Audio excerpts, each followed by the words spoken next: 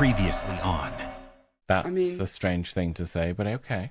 In that way, because you would normally, you'd be like, well, I suppose I could have forgotten, but you're not going to do that on a stand necessarily, are you? I don't know. No. I don't know.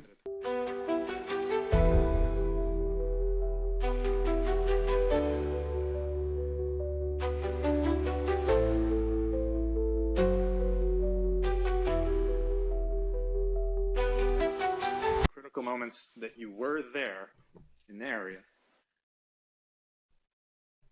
at the same. Oh, she's not happy with this line of questioning at all. And in fact, it has worried her a little bit. Watch. Oh. Pay close attention to her eyes and eyebrows. Dan is dead, Dan is dead. And if I was inaccurate, it was not to mislead them. Right, but at the critical moments that you were there Eyebrows. in the area.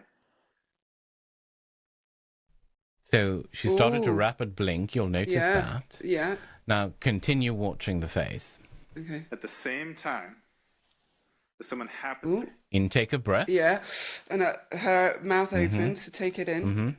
Anger. Is she bracing for something? It could be bracing for something. It could also be frustration, anger, and annoyance at this line of questioning. Okay. be shooting your husband within a 6. Slightly raised eyebrow, pursed lips, clenched jaw. Lips. I'm mirroring her. She's grinding her teeth. How can you tell? Type of gun that you. Because her facial structure changes. Can you go back and just show me? At the same time. See that? Yeah, a little flicker on her lip. No. It was, watch. You'll notice that both of her, when she grinds her teeth and clenches her teeth together, there's a minuscule movement in her jaw. Okay. Both sides of her face. Okay. Watch very closely. Okay, I'm going in like this.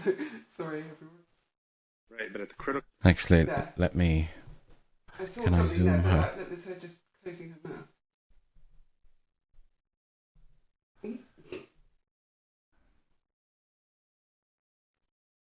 Moments that you were there in the area. At the same time. Oh, it's not letting me. Playing. No, it doesn't. Oh, sorry. That's because I wasn't zooming the video. I was zooming it as an image. One moment. Need the Indians? No, joke. No, I don't need the Indian. I'm only teasing. They won't get that unless they've watched it live. Now they're going to think all the terrible things. At the same time, that someone happens to be shooting your husband within a 6-minute window with the exact type of gun that you own. Oh, yeah. See? It is now mysteriously missing. Clench. Yeah. Oh, that smile mysteriously disappeared. She was pleased about that. Yeah. Was she? Proud of that. Yeah, she was. So that the gun that has mysteriously disappeared. That's so like they now. can't find so it. So prove it then, bitch. Look at her now. Look at the look of disdain and contempt and superiority, all wrapped into one condescending, supercilious look down my nose. I mean, I'm getting triggered slightly because she's reminded me of someone.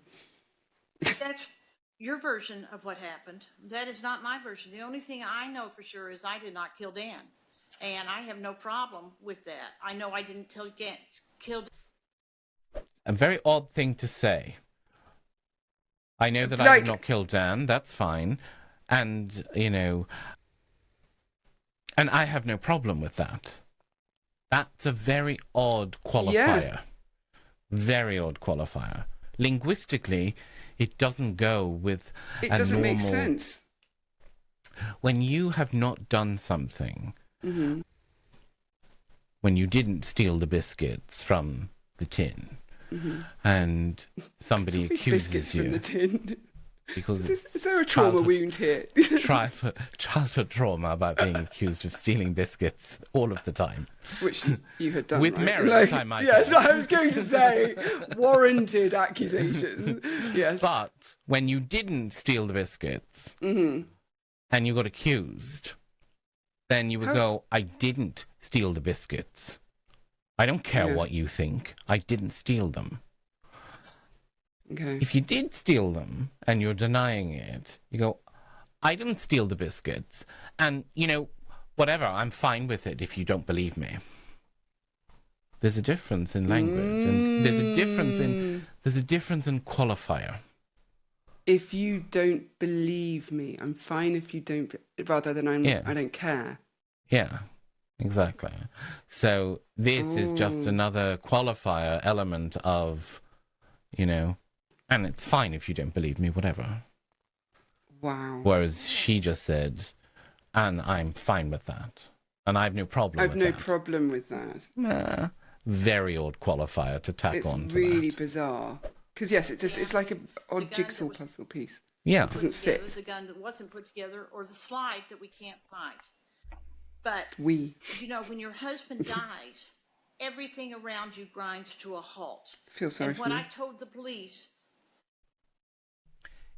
She's on trial here. My question is, why was she put on the stand?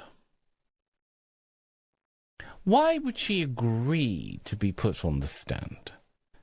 Because she's clearly not very good at it. Well, what have we Now, already her identified? Yeah, well, obviously she thinks she's amazing. Right. But her lawyer should have said to her, listen, you're shit at this. We're not putting you on the stand. Because the accused doesn't have to go on the stand. It's voluntary. No. It is seen as suspicious, though, isn't it, when people don't go on the stand?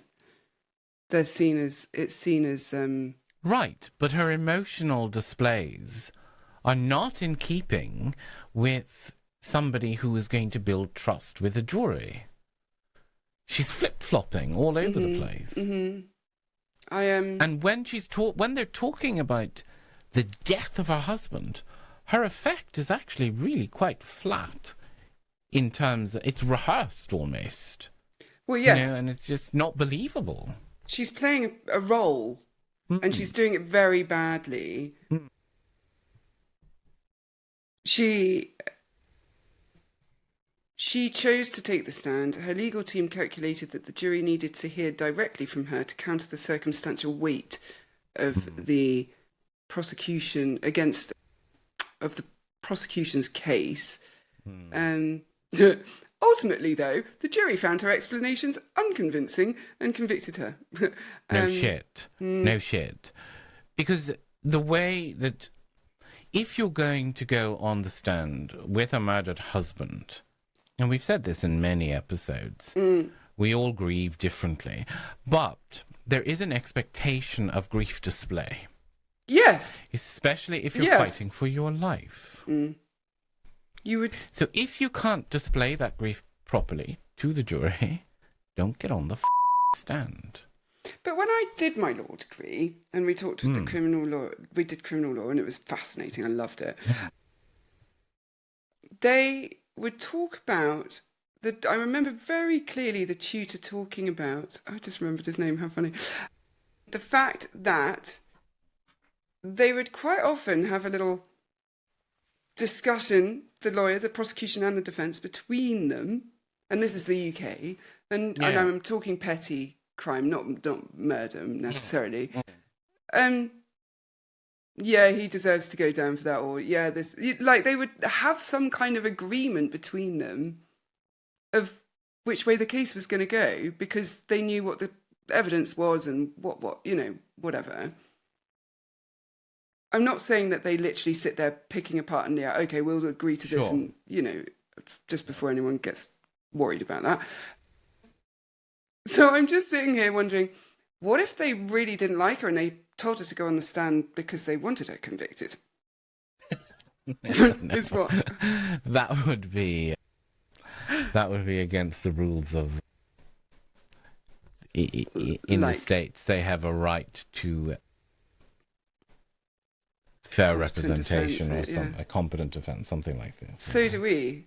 We have the right to fair representation. Yes, but they're very vocal about it, and all that sort of stuff. Because it makes them good and not oppressive in any way, shape, or form. Yeah, absolutely. Puritan standards. He said, this is a death notification.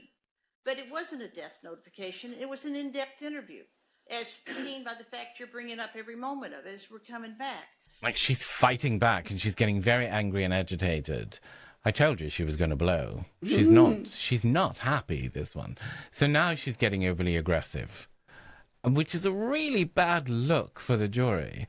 I mean, because she's now fighting in a way that is just stupid and counterproductive. Well, and it's showing them that she's capable of losing her shit and doing things inappropriately in places that you shouldn't do them. Yeah. And she's also doing the poor me.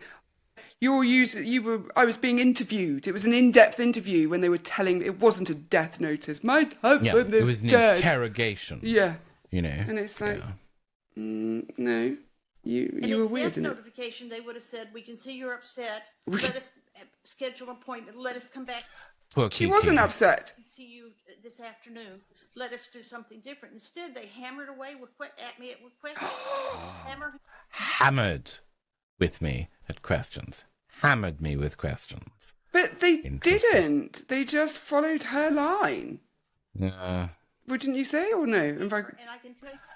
I mean, the interview that we listened to at the very beginning, that was not being hammered with questions. No, that's what she's referring to. That was the point at which they told her he was dead. Yeah. She wasn't upset. In fact, she volunteered more information than they asked for. Right. And that's probably what she's pissed off about. Reframing. No, but it's even the reframing of the poor me in it. Yeah. I mean, it's so typical of abusive dicks, isn't it? She's trying to rationalise her behaviour. Mm-hmm. And position as victim. I tried to help them the absolute best I tried to help them the absolute best I could. Why? Like, why would you say that? Also, why would you be able to help them if you know nothing about it? Exactly. Yes. Good.